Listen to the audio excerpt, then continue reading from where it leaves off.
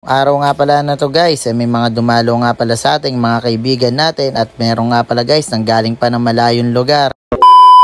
Bali guys, nung araw nga pala na to maghanap nga pala kami ng malaking freezer ni Maring Abno. Kasi guys, kailangan na namin magdagdag ng aming paninda. Maliit kasi guys yung freezer namin dito sa bahay, kaya kailangan na namin guys mag-upgrade. Kailangan namin guys yung mas malaki, yung mas marami kami mailalagay na stock. Bali guys, pumunta nga pala muna kami sa Middle East. Baka guys isipin nyo sa ibang bansa yun, dito lang po yan sa amin sa may Cabanatuan. Yun nga guys, wala nga pala silang available, kaya dito naman na kami pumunta sa Mega Saver. Dito guys sa Mega Saver marami nga pala kayo guys pagpipilian ng mga appliances dito. Tapos guys, i-assist pa nila kayo agad dito. Buti na lang nakita ko nga pala yung kaibigan ko dito na si Janet. Unang customer nga pala natin guys. Sir, galing pa ng Baler. Ayan, Baler. Ay, kanina pa daw si Sir.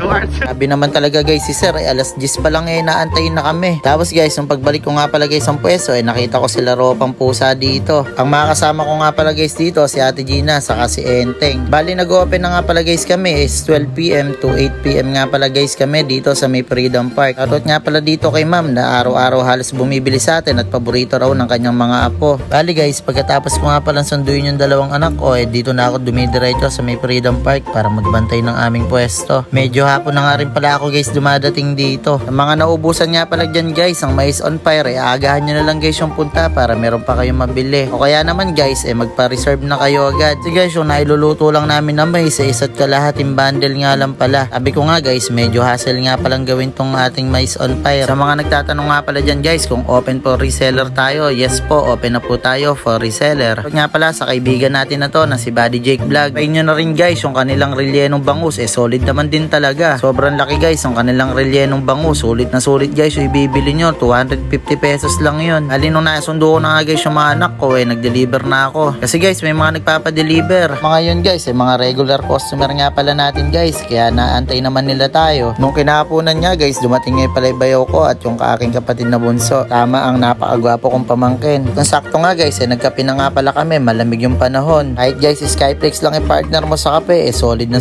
yun na merienda. Shoutout din nga pala guys sa mga bata na to, kahit nababasa sila, okay na okay lang sa kanila. Mga regular customer ko na nga pala yan talaga guys. Kahit na guys, walang tigil yung ulan, dire-diretso pa rin guys yung pagbili sa atin ng ating mga customer. Maraming salamat talaga guys sa mga sumusuporta sa amin ni Maring Abno. Yung bumili nga pala na to guys, sila pala yung may-ari ng ilihan ng sikat na juice doon sa may Sangitan. Yung located nga lang pala guys sa may highway sa pupuntang Bali Cruz. Alam nyo guys, nakaka-pressure din pala talaga. Iniisip mo nang iniisip yung future mo. Di kasi ganun kadali. Buenas nung iba na bata pa lang pinanganak na marangyana yung buhay. Kumbaga may gasolina na, under na lang. Kailangan muna natin maghanap ng panggasolina at humarap sa hamon ng buhay. Pero laban lang, di tayo papayag na habang buhay maging pangkaraniwan lang. Kaya guys, yung mga walang sawang sumusuporta sa amin, sa aming mais on fire at sa aming Jumbo Siomai, maraming salamat po sa inyong lahat. Salamat din nga pala guys sa panunood. Hanggang dito na nga lang pala yung video na to. God bless you all!